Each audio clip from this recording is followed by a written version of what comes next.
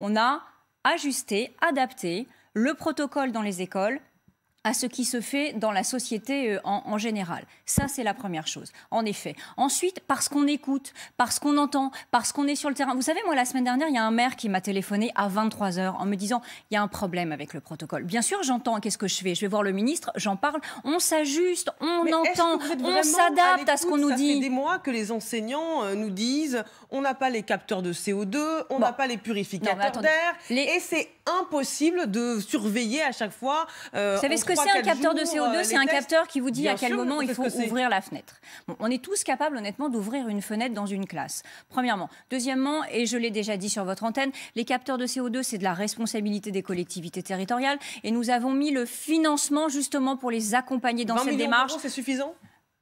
Un capteur de CO2, ça coûte entre 50 et 100 euros. Les purificateurs d'air sont plus chers. Forfaitairement 50 euros. Donc c'est tout à fait faisable. Premièrement. Deuxièmement, on n'est pas obligé d'équiper toutes les classes de capteurs de CO2. Voyez. Donc si le capteur de CO2 c'était l'alpha et l'oméga, franchement, on n'en serait pas là. Alors il y a les purificateurs d'air également. Il y a des outils qui sont sur la table, les tests, les autotests, les tests salivaires, les capteurs, les masques, et tout ça on y répond quotidiennement. On est à l'écoute. Donc pour répondre à votre question, bien sûr que je la comprends cette fatigue. Cette grève, elle est l'expression de cette fatigue des professeurs. Et puis, il y a les parents d'élèves aussi, de la lassitude des parents d'élèves. Vous avez l'impression que cette rentrée a été bien gérée? Cette rentrée... Encore une fois, les annonces qui ont été faites la veille n'ont pas bousculé le jour de la rentrée. Dire que tout est bien géré, je vais vous faire une confidence, non, bien sûr qu'on fait des erreurs. Ça fait 2 ans qu'on est dans une pandémie, ça fait 2 ans qu'on croit avoir fini avec un variant et qu'il y en a un autre qui arrive. J'espère sincèrement qu'après Omicron, on sera évidemment enfin soulagé et qu'on pourra sortir de cette crise. Donc non, je ne vais pas vous dire que tout a été fait parfaitement. Je ne peux pas vous dire ça. En revanche, vous dire que l'on fait le maximum, tout ce que l'on peut pour bien sûr protéger nos personnels, protéger nos élèves. Ça oui, je vous l'affirme avec beaucoup de conviction et on le fait collectivement parce que j'entends dire, il y a des polémiques aujourd'hui très injustes, un procès très injuste qui est fait à Jean-Michel Blanquer. Mais vous savez, on n'est pas chacun dans notre coin à décider sur un coin de table de ce qu'on va faire un matin. Le ministre va bien, il est au ministère, il est au travail. Comme chaque jour, j'ai échangé avec lui ce matin, j'échangerai avec lui encore tout à l'heure. Nous travaillons. Il s'est rabiboché avec Olivier Véran ou pas? Alors, je vais vous dire, j'ai entendu parler d'un clash hier. Qui aurait lieu, c'est faux. Non, pas de clash. Pas de clash. Vous savez ce qui se passe en marge du Conseil des ministres? On attend dans un salon, effectivement, et il y a eu un échange. Et il y en aura d'autres, parce que la situation, évidemment, elle est difficile. Mais ce qu'on oublie de dire aussi, c'est que Jean-Michel Blanquer et Olivier Véran, c'est la complémentarité depuis le début de la crise. C'est l'esprit d'équipe de notre gouvernement qui est incarné là. Vous parlez d'équipe, vous avez le sentiment qu'Olivier Véran a suffisamment soutenu Jean-Michel Blanquer ces derniers jours? Mais enfin, oui, bien sûr qu'il y a un esprit d'équipe au sein du gouvernement. Moi, je le vis. Ma question, c'est est-ce qu'il a suffisamment soutenu, le ministre de la Santé, son collègue de l'Éducation ces derniers jours? Mais tout le monde soutient le ministre de l'Éducation nationale en ce moment. Jean-Michel Blanquer, c'est le ministre de l'école ouverte dans notre pays. Qui peut s'opposer à ça? Alors, en dehors des oppositions politiques, j'entends bien Valérie Pécresse veut fermer les écoles ou voulait retarder la rentrée scolaire. Nous, ce qu'on entend, c'est que les Français veulent que les écoles soient ouvertes. Et c'est ce que l'on fait avec l'engagement de l'Éducation nationale, sous l'autorité de Jean-Michel Blanquer et le soutien du gouvernement, parce que c'est la volonté du président de la République. Les écoles sont ouvertes, tout est mis en place et en œuvre pour protéger nos élèves et nos personnels. Et je reconnais, il y a des erreurs, mais l'erreur est humaine, parce que derrière chaque membre du gouvernement, il y a des femmes et des hommes. Quand vous me dites, les purificateurs d'air, c'est pas non plus l'alpha et l'oméga de la lutte contre le virus. Alors qu'est-ce que vous répondez aux enseignants, aux parents d'élèves qui sont inquiets aujourd'hui que ce sont des enfants gâtés, que la grève n'est pas justifiée?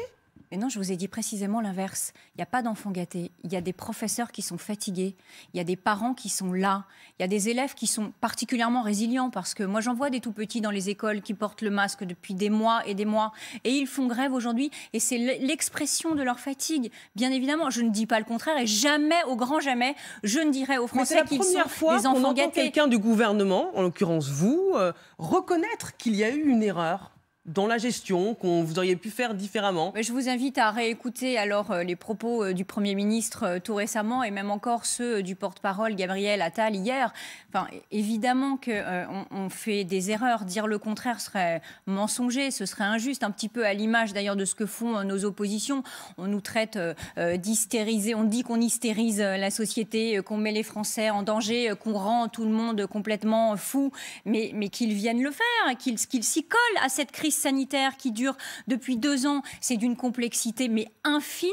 Chaque jour, on est obligé de s'ajuster. Et qu'est-ce que vous croyez qu'on a? On pourrait dire des Français qu'ils sont des enfants gâtés. 2, on pourrait ne pas se soucier de nos élèves. Mais je vais vous dire, ces procès qui sont faits, c'est facile de faire des procès en ce moment au gouvernement, mais c'est pas à la hauteur, notamment de celles et ceux qui sont là candidats à la présidence de la République et qui prétendent demain être en capacité de prendre les rênes et de tenir ce pays. Quand j'entends ce genre de mots, eh bien, plutôt que de nous dire que nous sommes des incapables, je crois que c'est cela qu'il faudrait remettre en question. Vous avez le sentiment, Madame la Ministre, que cette grève, ce mouvement social aujourd'hui qui s'annonce important, nous verrons les chiffres évidemment dans le courant de la journée, mais a priori, 75% des enseignants pourraient se mettre en grève, 50% des écoles pourraient être fermées. Est-ce que vous avez le sentiment que ce mouvement social, c'est un mouvement anti-Blanquer ? Alors, sur les chiffres, je ne vais pas faire un débat chiffré. Parce on verra. Et les chiffres, pour l'instant, nous ne les avons pas. On verra à la mi-journée. Non, je vous le dis comme je le pense. Ce n'est pas un mouvement anti-Blanquer. D'ailleurs, j'ai entendu des organisations syndicales. Et je précise au passage que le dialogue social au ministère est particulièrement actif. Ils sont vus, entendus par le ministre, par les ministres, parce que je les reçois aussi, ou par les cabinets à peu près tous les 2 jours. Voilà. Donc je ne pense pas que ça n'est pas... D'ailleurs, ça n'est pas une grève anti-Blanquer. Cette grève, je le dis, je le redis, c'est l'expression de la fatigue. Oui, il y a eu des ajustements au protocole sanitaire en début d'année, vous l'avez dit. Oui, il y a eu des erreurs, des maladresses de notre part. C'est vrai. On les corrige. Et vous savez pourquoi on les corrige? Parce qu'on a vu ces files d'attente devant les pharmacies. Parce que nous-mêmes, nous ne sommes pas des robots ou des machines. Nous sommes des parents. J'ai 4 enfants. Jean-Michel Blanquer, dont on dit qu'il est hors sol, qu'il est dans sa tour d'ivoire. Jean-Michel Blanquer, c'est un homme, c'est un père de famille. Et il a les 2 pieds sur terre et bien dans la réalité. Et on voit effectivement tout ça. Donc, effectivement, on s'est adapté. Oui, on a dit, bon, attendez, là déjà, on va faire en sorte que ce protocole, 1 test puis 2 autotests, ce soit pour 7 jours, pas tous les jours. Et puis effectivement, il y a tellement de queues devant les pharmacies. Il fait froid, il pleut. On les voit les parents, on les voit les enfants. Donc on comprend et on s'est adapté. Au-delà du cas de Jean-Michel Blanquer qui préoccupe beaucoup l'opposition, mais peut-être un petit peu moins les Français, ça fait ça c'est très juste. Je vous remercie de le préciser. Ça fait près de 2 ans, à cause de la pandémie évidemment, que le gouvernement n'a pas affronté un mouvement d'une telle ampleur. En tout cas, c'est ce qui est annoncé. Vous avez raison, on verra les chiffres.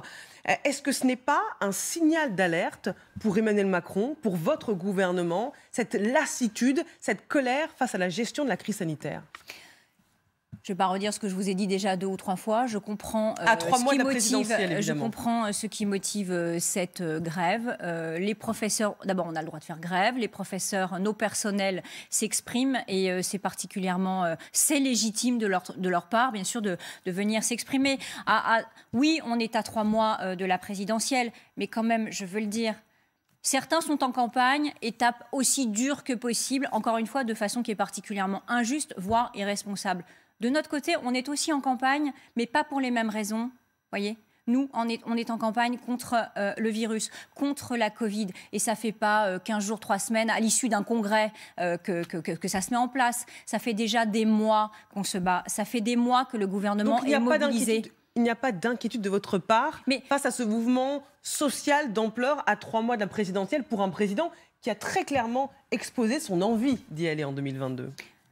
Écoutez, moi, je ne suis pas présidente de la République, je ne suis pas Emmanuel Macron, il parlera le moment venu s'il le souhaite. En tout cas, mouvement social, grève, je vous l'ai dit, c'est un droit. Voilà, on regarde, on l'affronte, on écoute, et puis s'il faut ajuster, on ajustera. Parce que de toute façon, on le fait de façon régulière, vous l'avez vu, dans un sens comme dans l'autre, parce qu'on est aussi capable d'assouplir les règles. C'était le cas l'automne dernier quand on a fait retirer les masques. Donc voilà, je dirais que nous prenons les choses évidemment au sérieux parce que les Français nous disent quelque chose et donc on les écoute avec sérieux. Et s'il faut prendre des décisions en suivant, eh bien naturellement et comme toujours, on les prendra. Cette grève aujourd'hui, c'est un coup de colère passager pour vous ou c'est le début d'autre chose? La raison pour laquelle je vous pose cette question, c'est qu'une intersyndicale prépare déjà un appel à la grève pour le 27 janvier. Est-ce que c'est le début de quelque chose qui est en train de se passer aujourd'hui? Non, ce que je pense vraiment, c'est que, voilà, outre l'expression et tout ce que je vous ai dit, c'est que les Français s'expriment. Là, précisément, les professeurs nous disent quelque chose. Et comme nous l'avons toujours fait, nous allons les écouter. Et peut-être, finalement, que s'il y avait des réponses, qu'il n'y aurait pas la suite et que cet appel à la grève du 27, finalement, tomberait à l'eau. Je ne sais pas. En tout cas, voilà, on est en écoute. Nous avons compris. Et nous allons répondre et nous allons probablement ajuster. D'ailleurs, le ministre de la Santé hier, Olivier Véran, a reconnu lui-même que les mesures traditionnelles que nous prenons jusqu'alors n'ont pas forcément d'impact sur Omicron, qui est un variant particulier, qui se propage très vite, mais qui semble moins dangereux. Et donc, vous seriez prêt à relâcher du lest ? Ah, c'est ça qui nous intéresse avec le médecin. Mais je vais vous dire que, d'abord, rien n'est jamais exclu par principe. On l'a vu, j'ai parlé effectivement des tests, des autotests salivaires, etc. Tout est toujours sur la table. Rien n'est jamais exclu par principe. Mais vous savez, le meilleur non plus n'est pas exclu par principe. Parce que d'abord, les Français sont particulièrement responsables. Il suffit de regarder le nombre de tests que les Français font chaque jour. Premièrement, ils sont résilients, ils sont courageux. Et moi, je vous le dis parce que je le crois très sincèrement, on va s'en sortir. Voilà. Moi, je pense qu'il faut aussi diffuser et dire ce message aux Français, on va s'en sortir. Vous allez nous dire dans un instant ce qui pourrait changer en France dans les jours ou dans les semaines qui viennent, parce que ça, évidemment, ça nous intéresse tous. Le médecin aussi, et on va l'entendre. Juste avant, 10h16, les essentiels.